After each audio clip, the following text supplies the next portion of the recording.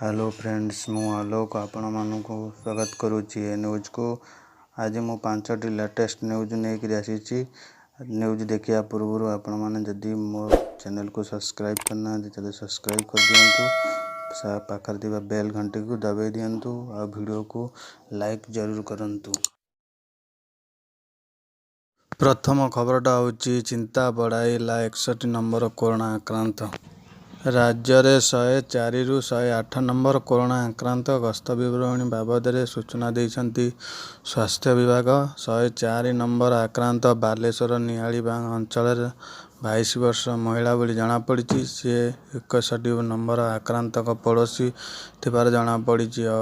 अंचल चिन्हट कर नमूना परीक्षा कर 26 एप्रिल नमूना पॉजिटिव आसी जमापड़ी एवं तांको असिन कोविड हॉस्पिटल रे भर्ती करा जायछि। सूचना योग्य जे 61 नंबर कोरोना आक्रांत एपर्यंत 11 जन को संक्रमित करिसेंती।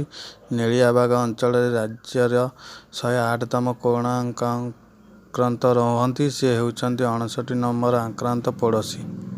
द्वितीयटी होउछि राजधानी रे कोल हैला लॉकडाउन। एबे बही दुकान, कोरियर सर्विस, अत्यावश्यक सामग्री, e commerce, garage, restaurant, home delivery garage खोलिबा रहिबो। स्थिति समीक्षा पर बीएमसी एही निष्पत्ति नेइछि। या पर समस्त market complex, mall, gymnasium, parlour, salon, spa, massage centre, चा कॉफी, पान, फुटी, टिफिन, फल, रस दुकान बंद रहिबो। बीएमसी पक्षर नुआ मार्ग दर्शन करा जायछि। तृतीयटी है भुवनेश्वर रे कोरोना आउ जने कोरोना पॉजिटिव चिन्हट। राज्य रे दिनकु दिन बढ़ुछि कोरोना आक्रांत तालिका। तेबे यही आधार रे आज चिन्हट होइतिबा नुआ कोरोना रोगी तथ्य आसीछि। खोर्धा जिल्ला चिन्हट होइतिबा नुआ कोरोना तथ्य देले सरकार।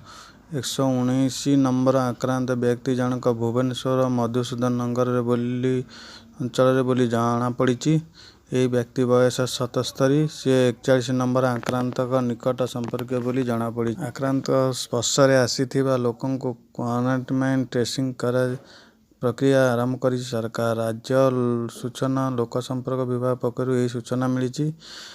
एपटे आज पुणी जड़े कोरोना रोगी चिन्हट होगा पर भुवनेश्वर रे पलटिची मुंडबिंधा पलटिची। आज आक्रांत को मिसाई राज्य रे मोट आक्रांत संख्या 119 की पहुंचला।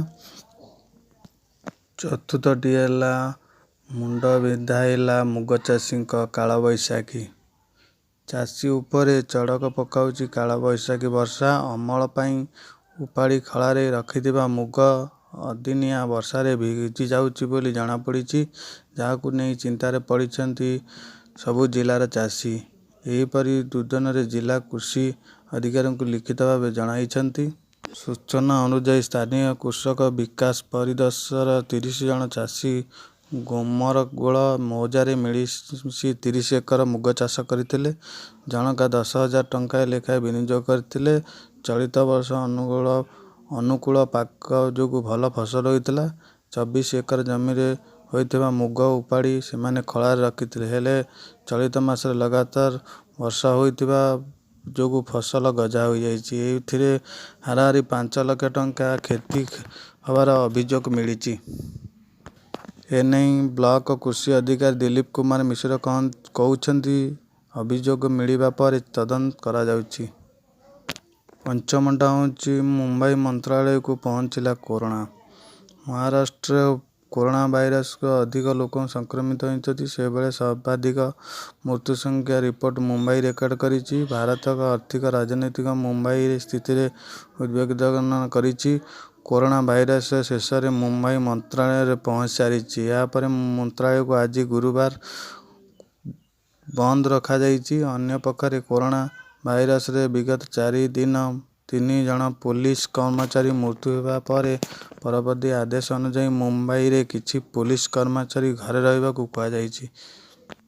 महाराष्ट्र एपर्यंत 20 जन अधिकारी समेत 107 जन पुलिस कर्मी कोरोना संक्रमित होइछन्ति। एमानक मध्यरु अधिकांश हेउछन्ति मुंबई ନିବାସୀ। ମନ୍ତ୍ରାଳୟରେ ଜଣେ ଅଧିକାରୀ ମଙ୍ଗଳବାର ଗଣମାଧ୍ୟମକୁ କହିଛନ୍ତି, ମନ୍ତ୍ରାଳୟରେ 4 ଜଣ କର୍ମୀଙ୍କୁ କରୋନା ପଜିଟିଭ ଚିହ୍ନଟ କରାଯାଇଛି।